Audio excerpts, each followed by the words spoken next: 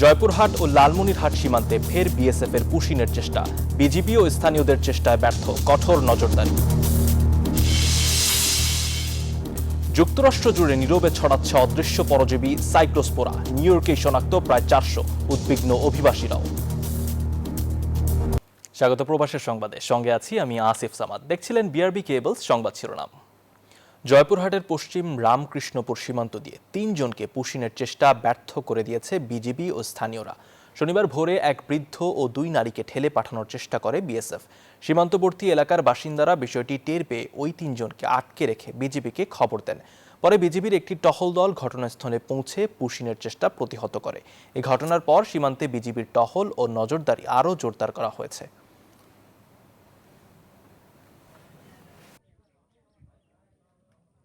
New ইয়র্কে নীরবে ছড়িয়ে পড়ছে অদৃশ্য এক পরজীবী সাইক্লোস্পোরা।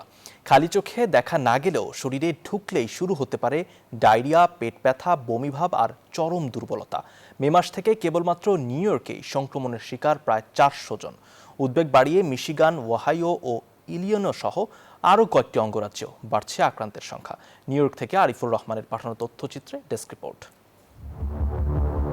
যুক্তরাষ্ট্রের অন্যতম গুরুত্বপূর্ণ ও জনবহুল অঙ্গরাজ্য নিউ ইয়র্ক। বিশ্বের নানা প্রান্ত থেকে আসা লাখো অভিবাসীরও ঠিকানা এই অঙ্গরাজ্যে। এবার সেই নিউ ইয়র্কেই নীরবে ছড়িয়ে পড়ছে এক অদৃশ্য পরজীবী সাইক্লোস্পোরা। খালি চোখে দেখা যায় না, কিন্তু শরীরে প্রবেশ করলে দিনের পর দিন থাকতে পারে ডায়রিয়া ও পেট ব্যথা, সাথে থাকতে পারে বমিভাব আর চরম দুর্বলতাও। মে মাস থেকে এখন পর্যন্ত নিউ ইয়র্কে শনাক্ত হয়েছে প্রায় 400 সংক্রমণ। মিশিগান, ওহাইও ও ইলিনয় সহ আরো কয়েকটি অঙ্গরাজ্যেও মিলছে আক্রান্তের খবর।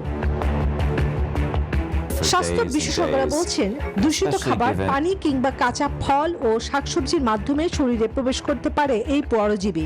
সংক্রমণ বাড়তে থাকায় নিউ ইয়র্কে বাংলাদেশ কমিউনিটিতেও বাড়ছে উদ্বেগ। নিরাপদ পানি পান করার পাশাপাশি ফল ও শাকসবজি ভালোভাবে ধুয়ে খাওয়ার পরামর্শ দিচ্ছেন বিশেষজ্ঞরা।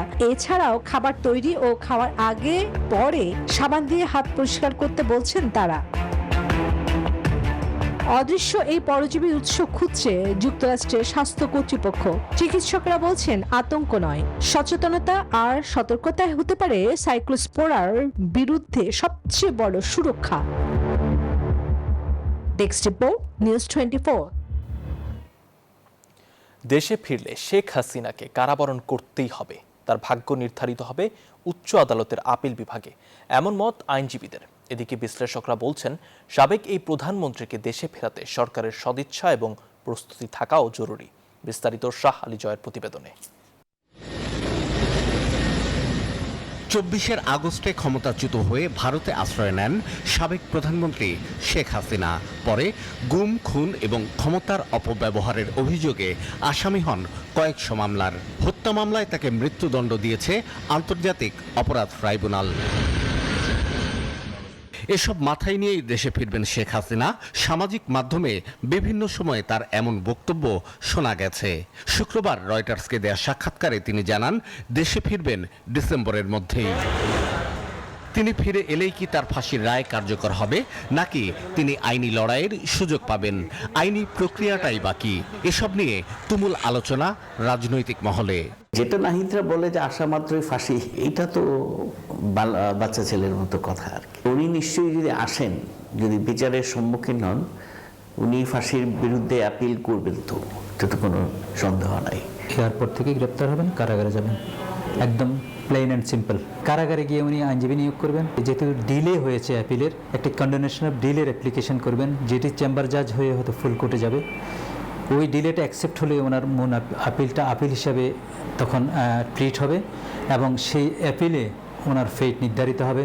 দেশে ফিরতে চাইলে তার ভ্রমণ নথি নবায়ন কে করবে, অথবা বিচারকালীন তার নিরাপত্তা নিশ্চিত হবে কিভাবে? এ বিষয়ে সরকারের যথেষ্ট প্রস্তুতি থাকা উচিত মনে করছেন বিশ্লেষকরা। সরকারকে ভেবে দেখতে হবে যে কোন ধরনের স্টেক আছে, তাকে আনলে তার বিপদ কি, তার লাইফ রিস্ক আছে কিনা। ওনার যে ট্রাভেল ডকুমেন্ট যদি এক্সপায়ার করে থাকে, ট্রাভেল ডকুমেন্টে যদি এনামোলিস থেকে থাকে, এগুলো দ্রুত কিন্তু সম্পন্ন করতে হবে আইনি প্রক্রিয়ার মাধ্যমে। তারা বলছেন শেখ হাসিনা সত্যি দেশে ফিরে আসতে চাইলে এর পেছনে কাজ করবে দেশি বিদেশি রাজনৈতিক সমীকরণ। আমাদের দেশে তো এই বড় যে ঘটনাগুলো সিদ্ধান্তগুলো আসে, আমরা ডিপ স্টেট যেটা পপুলার হয়েছে, আমরা অনেক বছর পরে বুঝলাম যে আমাদের অনেক কিছু নিয়ন্ত্রণ আমাদের নাই। যদি এরকম কিছু ঘটে থাকে তাহলে তো অনেক কিছু ব্যত্যয় ঘটবে। সে ধরনের প্রেশার আছে কিনা সরকারের উপরে, সেটা কিন্তু সরকারের বডি ল্যাঙ্গুয়েজ থেকে বোঝা যায় না। শেখ হাসিনাকে ঢাকায় ফিরিয়ে এনে আদালতের রায় কার্যকর করার দাবি নিয়ে রাজপথে সক্রিয় অনেক পক্ষ, আর সরকার বলছে আইন চলবে তার নিজস্ব গতিতে। শাহ আলী জয়, নিউজ 24, ঢাকা। বন্যার পানি শুধু মানুষের বাড়ি ঘর নয়, ডুবিয়েছে তাদের স্বপ্ন। কক্সবাজারের চকরিয়ায় টানা ভারী বর্ষণে 11টি ইউনিয়নের প্রায় 5 থেকে 6 লাখ মানুষ এখন পানিবন্দী। কারো ঘরে খাবার নেই, কারো কাছে নেই বিশুদ্ধ পানি। নিজের ঘর থাকলেও উপায় নেই সেখানে থাকার। 6 দিনের জলাবদ্ধতা থামিয়ে দিয়েছে জনজীবন। মেহেদী হাসান সুমনের ক্যামেরায় নাইম আলচিকোর প্রতিবেদন। সকালে ঘুম ভাঙে না পাখির ডাকে, ভাঙে চারপাশের অথই পানির শব্দে। যে উঠোনে শিশুদের দৌড়ঝাঁপ ছিল, সেখানে এখন ছোট ছোট ঢেউ। ঘরের ভেতর 1 হাঁটু পানি। হারুনুর রশিদ ভাইয়ের মতো এমন অবস্থায় দিন যাপন করছেন আতব্বর পাড়ার অন্তত 50টি পরিবার। যাদের সক্ষমতা ছিল তারা অন্যত্র চলে গেছেন, আর যাদের সক্ষমতা নেই নিরুপায় হয়ে এই 1 হাঁটু পানির নিচেই বসবাস করছেন। যে ঘরে সন্ধ্যায় জ্বলত সংসারে আলো, সেখানে আজ হাঁটু সমান পানি। চকরিয়ার হাজারো পরিবারের কাছে প্রতিটি দিনই এখন দীর্ঘ অনিশ্চিত অপেক্ষার। আজ পর্যন্ত আমাদের আশেপাশে বা কোনো প্রশাসনের লোক বা কিংবা কোনো পৌরসভার লোকজন আমাদের দেখতে আসেনি। ঘরগুলো দাঁড়িয়ে আছে, কিন্তু ঘরে নেই জীবনের উষ্ণতা। বিছানা, আসবাব, চাল ডাল, কাপড়, রান্নাঘর, টয়লেট সহ সবকিছু পানিতে তলিয়ে গেছে। অনেকেই বাধ্য হয়ে আশ্রয় নিয়েছেন স্বজনদের বাড়িতে। রাস্তার প্রাণীদেরও আশ্রয়স্থল শুকনো ঘর। আর যারা যেতে পারেননি তারা পানির মাঝেই কাটাচ্ছেন প্রতিটি দিন, প্রতিটি রাত। মানে কি বাবুর সুস্থ হবে, মানে কি চিকিৎসা করতে পারতেছে না, আমরা কিছু করতে পারতেছি না, কাপড় করতে পারতেছি না। এখানে হস্তবিষ্ট করি মানুষের কথাহানি, বাড়ির কথাহানি সিলাই সিলাই চলি। সবচেয়ে কঠিন সময় পার করছে শিশুরা। ঘরে খাবার নেই, শিশু খাদ্য নেই, নেই ওষুধ। ক্ষুধার কান্না আর অসহায় বাবা মার নীরব চোখ এই জনপদের সবচেয়ে বড় আর্তনাদ। চুলায় আগুন জ্বালাতে পারতেছি না, ইনকাম মানে করতে পারতেছি না আর কি। অনেক পানি জমানো আছে, না খায় না দাঁড়ে না খায়, ছোট ছোট বাচ্চারা নৌকা নিয়ে বেড়ে গেছে। চকরিয়া ইউনিয়নের ছিকলঘাট, আতব্বরপাড়া, বড়ইতলি সহ এলাকায় চোখ যতদূর যায় শুধু পানি আর পানি। মসজিদের বারান্দা, স্কুলের শ্রেণীকক্ষ, বাজারের দোকান সবকিছু পানির নিচে। এখানে এখন মানুষের প্রতিদিনের যুদ্ধ কোনো শত্রুর বিরুদ্ধে নয়, পানির বিরুদ্ধে। তারা হলো সাহায্য পাই না পারবি, কোনোদিন একটা গিয়েও পাই না। এখন বৃষ্টি ফেরো ঘর আগরা ঢুকে গেছে, আবার এদিকে বৃষ্টি ঢুকে সব জিনিস বাইরে হয়ে গেছে। বন্যার পানি একদিন নেমে যাবে, কিন্তু এই অসহায়ত্ব আর বেঁচে থাকার সংগ্রামের গল্প চকরিয়ার মানুষের মনে দাগ কেটে রাখবে। নাইম আলচিকো, নিউজ 24, চকরিয়া, কক্সবাজার।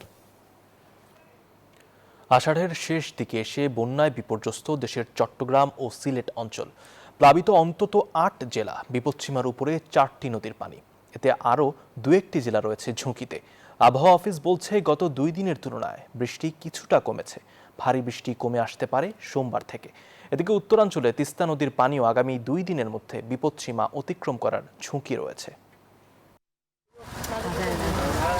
বর্ষাকালের মাঝামাঝি ভারী বৃষ্টি হলেই ডুবে থাকে চট্টগ্রাম নগরী। এবারও তাই, ডুবেছে রাস্তাঘাট, পানি ঢুকেছে বসতঘর, শিক্ষা প্রতিষ্ঠান সহ চারদিকেই। চরম বিপাকে বন্দরনগরীর বাসিন্দারা। বিপর্যস্ত পর্যটনের শহর কক্সবাজারের বিস্তীর্ণ অঞ্চল। ঢাকার সঙ্গে রেল চলাচল বন্ধ কয়েকদিন ধরে। পানির তোরে ঘটছে প্রাণহানি। বান্দরবানেও একই চিত্র। হঠাৎ দুর্বিপাক রাঙামাটিতেও। আবহাওয়া অফিস বলছে রয়েছে পরিস্থিতির উন্নতি হওয়ার আভাস। ইদানিং দেখা যাচ্ছে বর্ষার শুরুতে কম বৃষ্টি হচ্ছে, পরে যায় বৃষ্টিটা বেশি হচ্ছে। আর এবছর যেহেতু এলনিনো ইয়ারে এক ধরনের চেঞ্জ দেখা যায়, যেটা হচ্ছে ইরাটিক রেইন, অর্থাৎ শর্ট টার্মে বেশি বৃষ্টি হয়। দক্ষিণ অঞ্চলে বৃষ্টি অনেকটাই কমে যাবে এবং গ্র্যাজুয়ালি একটু বৃষ্টি বাড়বে আগামী 3-4 দিন। এটা বেসিক্যালি যে বৃষ্টিটা হবে এটা রংপুর, ময়মনসিংহ, সিলেট এই রিজনে। সমুদ্র বন্দরে যে 3 নম্বর সতর্ক সংকেত ছিল, এটা হয়তো আজকে আমরা সন্ধ্যা পর্যন্ত রাখবো। আমরা হয়তো এখনই সিগন্যাল তুলে ফেলবো। তবে ছোট ছোট মাছ ধরা নৌকা ট্রলারকে আমরা বলবো যে সন্ধ্যা পর্যন্ত সাবধানতা অর্জন করতে। সিলেট অঞ্চলেও হঠাৎ বন্যা, প্লাবিত সিলেট, সুনামগঞ্জ, মৌলভীবাজার ও হবিগঞ্জের বিভিন্ন এলাকা। এই অঞ্চলে কুশিয়ারা নদী এবং মনু ও খোয়াই নদের পানি বইছে বিপদসীমার উপর দিয়ে। এদিকে বান্দরবানে বিপদসীমার উপরে রয়েছে সাঙ্গু নদের পানি। অন্যদিকে উত্তরাঞ্চলে তিস্তার পানিও চোখ রাঙাচ্ছে। 48 ঘন্টা পর্যন্ত উত্তর পূর্বাঞ্চলীয় সিলেট, সুনামগঞ্জ, ময়মনসিংহ, নেত্রকোনা, শেরপুর এবং তিস্তা অববাহিকাভুক্ত লালমনিরহাট, নীলফামারী, রংপুর, কুড়িগ্রাম এবং গাইবান্ধা জেলার কিছু নিম্নাঞ্চলে স্বল্পভাবে বন্যা পরিস্থিতির সৃষ্টির ঝুঁকি রয়েছে। দক্ষিণাঞ্চলের সঙ্গে উত্তরেও বন্যার আভাস। এমন অবস্থায় স্থানীয় প্রশাসনকে সতর্ক ও প্রস্তুত থাকার তাগিদ দিচ্ছেন সংশ্লিষ্টরা। মাহমুদুল হাসান ইমন, নিউজ 24, ঢাকা। বন্যার কারণে চট্টগ্রাম বোর্ডের এইচএসসি ও সমমান পরীক্ষা আগামী 16 জুলাই পর্যন্ত স্থগিত করেছে শিক্ষা মন্ত্রণালয়। রাজধানীর তেজগাঁয়ের সংবাদ সম্মেলনে এই কথা জানান প্রধানমন্ত্রীর কার্যালয়ের মুখপাত্র ডক্টর মাহদি আমিন। জানান, প্রশাসন, জনপ্রতিনিধি ও দলীয় নেতাকর্মীদের বন্যা কবলিত মানুষের পাশে দাঁড়ানোর নির্দেশনা দিয়েছেন সরকার প্রধান। প্রস্তুত করা হয়েছে 1000-এর বেশি আশ্রয় কেন্দ্র।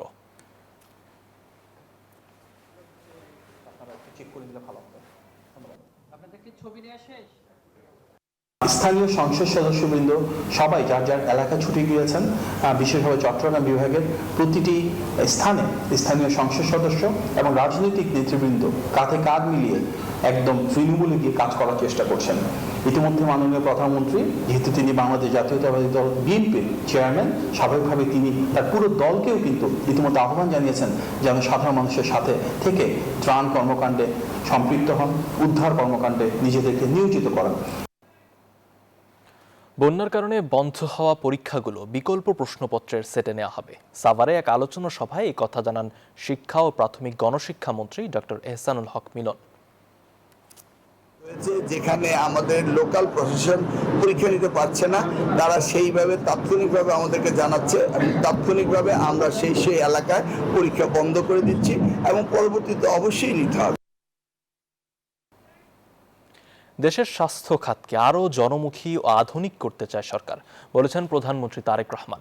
শনিবার ঢাকা মেডিকেল কলেজের প্রতিষ্ঠা বার্ষিকীর আয়োজনে যোগ দেন তিনি। বলেন, চিকিৎসা সেবা হতে হবে সবার জন্য সহজলভ্য, মানসম্মত ও মানবিক। বিশেষজ্ঞ চিকিৎসকদের প্রান্তিক পর্যায়ে সেবা দেওয়ার আহ্বানও জানান সরকার প্রধান।